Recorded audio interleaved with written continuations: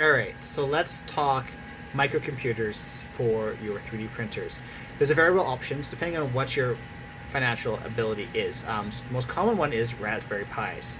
There's alternatives. I've got a bunch of them. They're called OrangePis.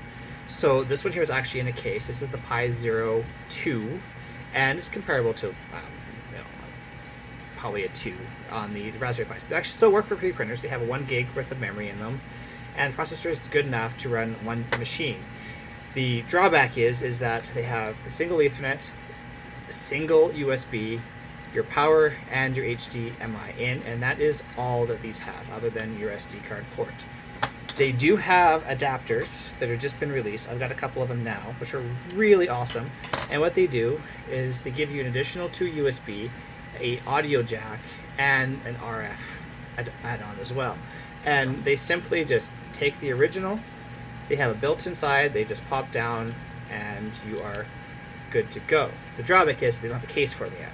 I will be making one here for these specific units. All in all, I think the main W board here too is about $34 from AliExpress. The expansion is about $10. So all in all, you're about $40 plus shipping, so maybe around that $55 range Canadian to get one of these guys delivered to you. And they'll functionally power your printer. You have a couple of USBs for your cameras and maybe LED lights, whatever you want to use them for, honestly. And I've been using one off of one of my V2s for a while, and they work great. I have another problem. I have the 3 LTS currently running my Ender Max setup. So inside here, it's kind of messy, so acknowledge it.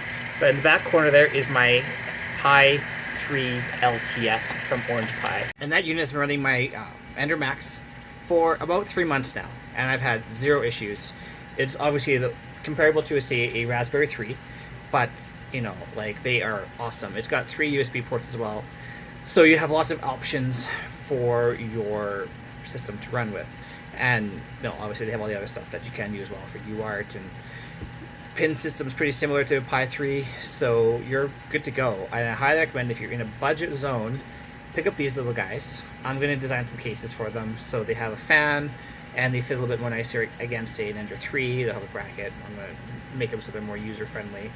And I have some other friends who are on sites who have made really great write-ups, so I'll link that write-up in the video. And then if you want to get one, set it up, just follow his guide. It's super simple. The things can take like 10 minutes to set up, and you're more or less ready to run Clipper, or if you want to run Octoprint and various other things like Mainsail and whatever else, you're good to go. So hopefully this video will help, and I do recommend, if you need one and you want a good value price, if you don't mind waiting for a month, pick one of these guys up.